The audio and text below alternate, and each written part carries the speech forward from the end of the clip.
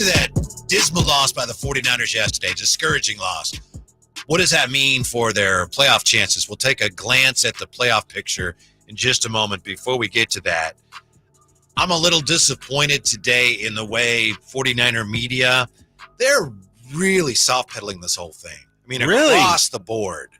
There's nobody calling anybody out. It's more, well, Brock had a bad game. That's whack, man. I said that 2 weeks ago, fellas. Okay. Well, I mean, and today would it's be still the day. the same thing. Yeah. Today would be the day. And there's none of it. So I know Grant Cohn the players don't like him, and he gets criticized a lot. I've criticized him on the show, but appreciate this tweet from him. This was from yesterday. Grant Cohn said, Kyle Shanahan just lectured Brock Purdy for 5 minutes at his locker. Purdy listened and said nothing. Never seen anything like it. Yeah, I don't know what they talked about, but initially I read something about that sounded like they were talking like, oh, maybe Kyle's giving him hang in there. But it sounds like that wasn't it at all. I'm glad to hear that because Brock Purdy was really bad yesterday. He looked like he had no idea where the ball was going, and he chose to try to make throws that a bad high school quarterback would know better than to make. That's true. You're spot on with that, Whitey. But, what I'll say about Shanahan, and this is where, I will criticize him, is, first of all, you don't do that in the presence of media when reporters are in the locker room. You do that beforehand. Second of all, he did that to Brock Purdy because he knows Purdy will take that. He knows he probably won't lose Brock Purdy. Do that to somebody else and see what happens. Basically, how did they characterize it? I wouldn't say it was a talk or lecture. A lecture. That's great. Imagine lecturing Trent Williams in the locker room. Kyle Shanahan lectured Brock Purdy for 5 minutes at his locker. Purdy listened, said nothing, never seen anything like it. Grant Cohn. I think that was a misstep for Kyle Shanahan. I think, he's fortunate it's Brock Purdy. If he would have did it with, a guy like Trent Williams or a guy like Debo or Fred Warner or somebody like that, it probably could have went a different way. It probably would have, went sideways, going forward, but Brock seems to be the ultimate, yes, sir, kind of guy, follow what the coach says kind of guy. But I think that's a bad move for Kyle to do that in the presence of reporters. Because even if they might be talking about dinner plans, who knows what, but just leaving it open to speculation like that. And reporters are going to, come up with something. And Grant Cohn did. And so I just think that's a bad move by him. Mm-hmm. It does hinge on what he told them, though. Right. Like, I'm okay with lecturing him behind closed doors. I agree. Brock deserved a lecture or two. And we've seen Kyle do that in the past on the field with other players, Jimmy Garoppolo, and so I get it. But I don't know, man. To me, that's a bad look in the locker room. When do you ever see a coach in the locker room talking to players? Usually, what if he said, hey, but if we don't know, maybe it's Brock. Hey, it happens, man. Hang in there. You're going to get your money. That don't sound like a lecture, though. I don't know. That's not a lecture. I don't know if Grant's mischaracterizing it. I don't know. Maybe he is. But to me, a lecture is like, you got to be better. I'm thinking of a teacher with her finger pointed at you kind of thing. And so I don't have a problem with it, even if he did, because he deserved it. And that's when you got to tell him. It's like, hey, you know what you did today? Blah, blah, blah, this. So you're okay with a public lecturing? It wasn't public. I know what you're saying in front of media, but the locker room is not public. Well, it is, though, because... No, it's not, because public is not allowed. Well, no, but all you got to do is record it, and then you make it public if you're the media. Mm-hmm. Once reporters are allowed in the locker room, everything's on the record. And so that easily is public. Do you know what happened to a reporter if he started recording stuff the coach said to a player in the locker room, and then he started posting that? But you can do that, though. You can. Yeah. Once reporters and cameras are allowed in, unless they say, hey, guys, don't record this, everything is fair game. That's why there's a push by the Players Association to remove reporters and everything from the locker room. And so once those doors are open, everything's on the record, unless somebody comes and tells you, hey, man, don't shoot this or something like that. If the playoffs started today, and I know they don't, we got a long way to go, but things have changed in a week. In the NFC right now, Lions 1, Commanders 2, Tampa Bay 3, they play tonight. Seattle 4. Vikings 5, Packers 6, Bears 7. So right now, the 49ers are the 11 seed. 11th best team Yes. in the NFC. And next week in a big Sunday night game, they play the current 10th seed, the Dallas Wow. Cowboys. Wow. Those teams with a combined 6-7 record. I mean, and think of it this way too, Whitey. The only teams worse than the Niners, Cardinals, Rams, Saints, Panthers, and Giants. Yep. Everybody else is better. Fortunately for the Niners, and you know how it is in the NFL, all you got to do is win the division to get in.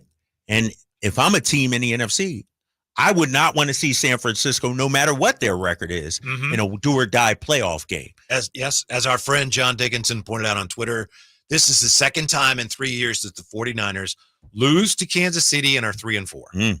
The last time they did it, as you know, NFC. They won 12 in a row, and they ended up playing your team, and that didn't go well, but they got to the NFC Championship game. Let me ask you guys this. This team do that, Chase, is this team right now is not They're not capable. built right. that That's way. what I was They about to not. say. This is a different team. It is. Right? They're not built that way, Drapes. The attitude ain't there.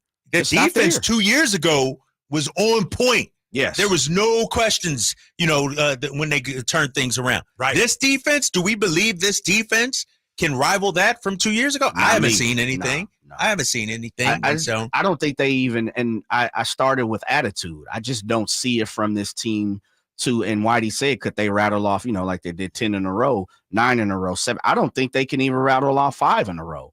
I don't believe they have the type of characteristic right now to go into, a Philadelphia, even an average team, who's an average NFC team right now to you guys? I don't think they have the proper attitude to go in there and showcase a win. I just don't. I don't see it in them. Atlanta? Are they average? Well, it's Kirk Cousins, man. You know that. They below average, man.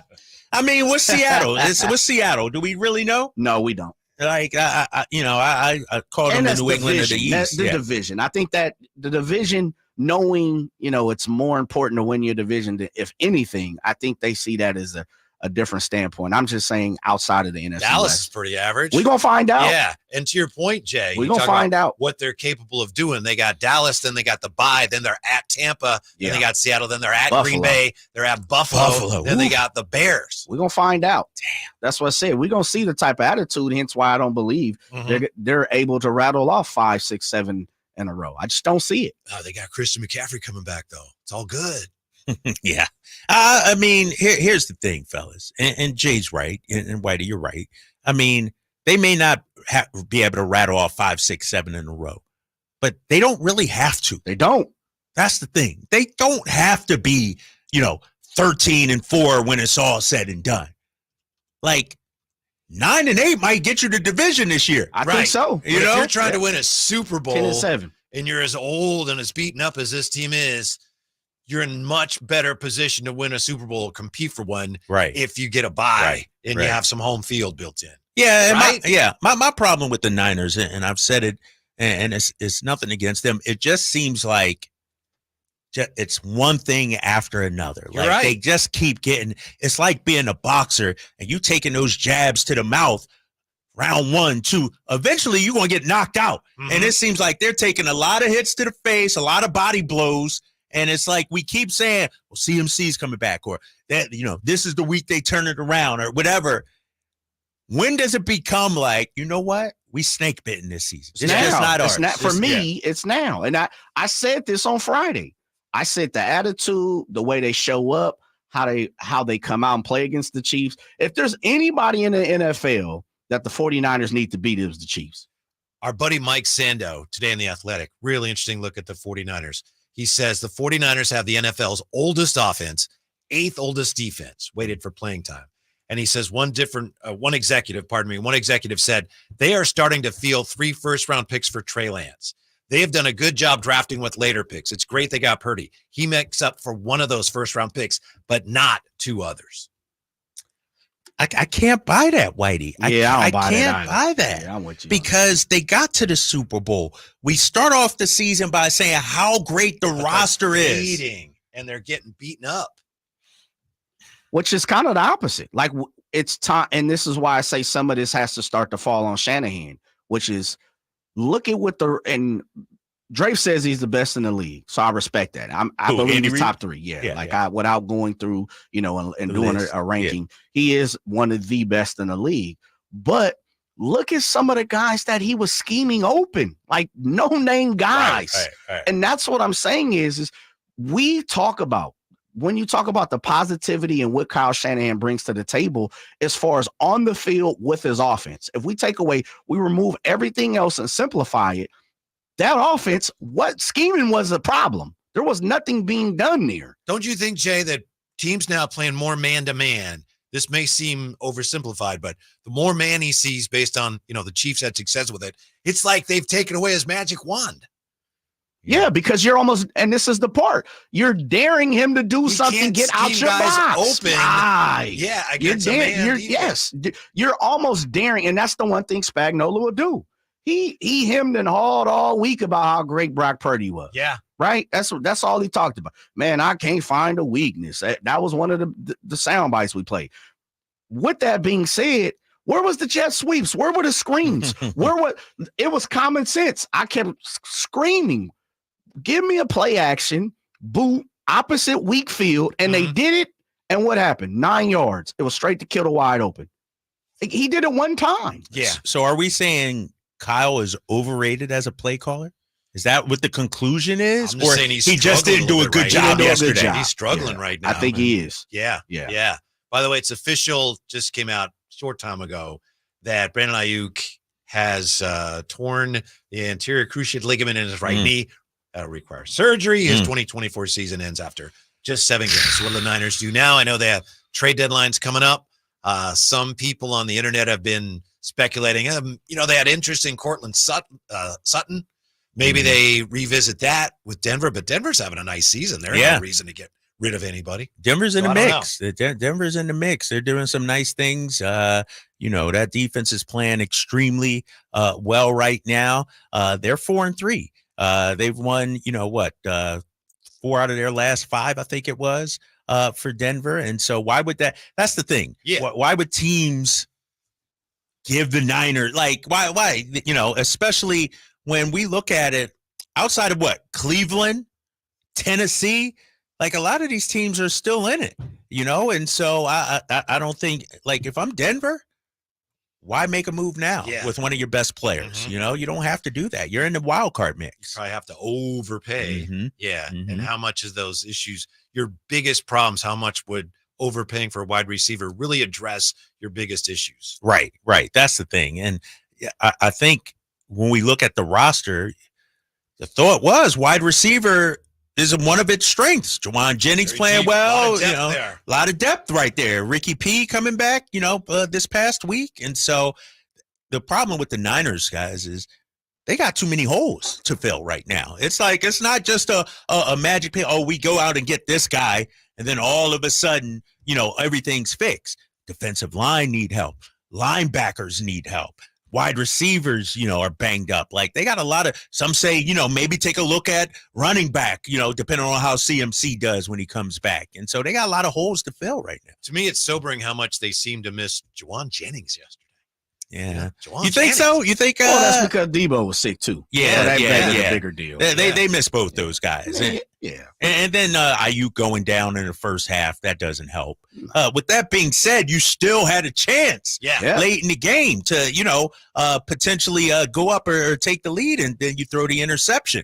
And so I don't know, man. I just think they're snake bitten this year. I think, there have been chances for them to win, whether it's, the Minnesota game, Arizona, and they just find a way to lose. Instead of finding ways to win now, they are finding ways to lose. Let me play this side of it. Okay. You guys tell me if you think this is wrong. Terrible loss, but you know what? They're 3-4. They're 3-4. I can't let you get it out of here. They are. Man. It's a fact. They're 3-4. Even this thing I just looked at, playoff picture, NFL.com says they got a 50% chance of making the playoffs. Damn. It's still October.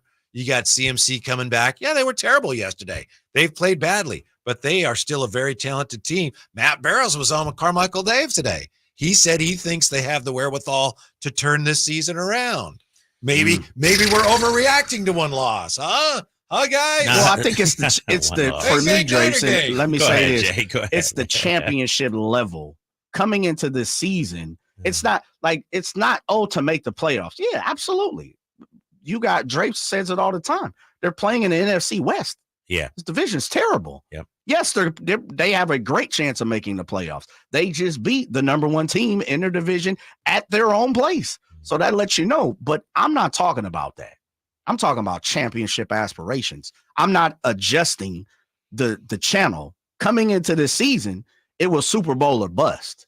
And so unlike as you're talking about some of the 49er beat guys, reporters, analysts, the media, I'm not going to tuck tail. I'm not going to give them an excuse. Injuries for sure. But the fact of the matter is it's Super Bowl or nothing. They're not a Super Bowl team right now. We still have a long ways to go. But if they played Detroit right now, what would that score be? Detroit right now is light years ahead of yes, where they the 49ers are. Yeah, definitely. They are. And I'm looking at the ESPN playoff predictor and everything. 48% chance to make the playoffs, 43% chance to win the division for the 49ers. And so I look at that as, you look at a team like Seattle, only a 31% chance to make the playoffs, 26% chance to win the division. And so the Niners, to Whitey's point, playing that side of things, they're still in the driver's seat. They still all their goals, and we said this last year about the Kings. I remember it. All their goals are still there. They are still achievable, if you will. You still got 10 games left to go, but the signs, like, we're ignoring not we, but if you feel that way, then you're ignoring everything that we've seen from this. This team hasn't beaten anybody worth of any substance so far this season. Jets are dumpster fires, right? Terrible. Seahawks. How were the Jets favored last night? Aaron Rodgers, baby. Yeah. Aaron Rodgers. Got back there. Devontae Adams. Right. It got Devontae. And so I just think, man, to Jay's point, we got to start believing what our eyes are telling us, right? Unless we think CMC coming back is going to make a difference. It'll make it. I don't know if it's that big. Yeah, that's what I wonder. And do we even know how effective he'll be when he comes back? Nah, we don't.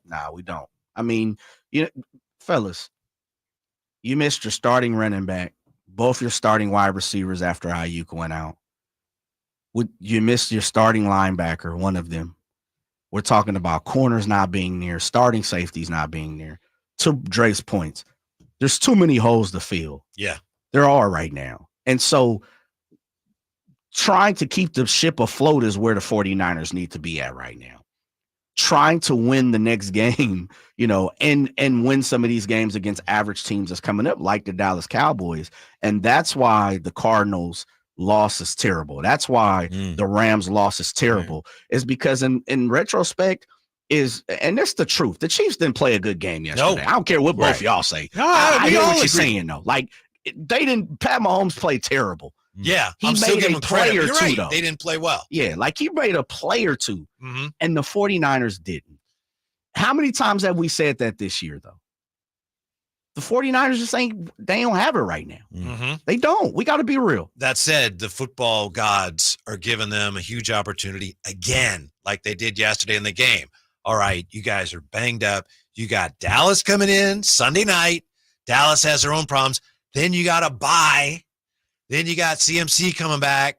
So we're giving you one chance to rest a little bit and come back. And then the schedule gets really tough. So there is an opportunity there. Right now, watching the team the last few weeks, I think you'd have to say it's maybe 50-50 whether they take advantage of that opportunity. Like you're selling me a dream again? They do have a chance. The way it's laid out. So what? What's the chance? To turn the season around again. Gotcha. And I think it's highly unlikely, but what would that be though? What is get healthy. 10-7 turning the season around? I think at so. this point. Here to me, that would be. Yeah. Okay. Don't you? Right, but why? What? Sell it to me now. Okay. Now this is not angry, Jay. This is all right. Come on, all right. Now. Please give me. Help me out, please. Football gods. Yeah, please. Football gods. Now you got Dallas next week. You can have whatever happened to your quarterback yesterday. You got to figure that out. And you got your receiver now is down. You got to figure that out. But if you win this week, That'd be a big back to 500 primetime game, a feel-good win. Then we'll give you a week off to sort out whatever you need to sort out. Trade deadline's coming up. You got time to get healthy. You got time to address a roster need, maybe 2, and then we come back, start the games, and then the schedule gets really tough. But you got to win next week, though. But there you go. There's a little shot there. You still, again, have an opportunity to fix whatever your most pressing problems are. Thank you, sir. I needed that. Jay needed that. I needed that. And that's how I think Kyle is selling it to his guys. Sure. Too. Like, the season ain't over. You're not even halfway through your schedule yet. And so there is time, but you got to play better football. I'm looking at the schedule here, I see maybe 3 or 4 guaranteed wins. What are those? I'll give them to you right here. Titans? Jay. Seahawks. Okay. You guarantee him in the Seahawks? At home. You're at home. Levi, you just beat him at home. I'll take it. Gino doesn't play well outdoors. Have you noticed? Oh, yeah. Indoors is really good. Yeah. Really? See, I might have to amend that, Jay. I said 4, but like, no, you're supposed to be helping me out. No, is home against the Bears a guarantee? Nah. Not for me. Okay. December 9th, right? Well, 8th or whatever it is. Yeah, 8th. Yeah. Home against the Rams?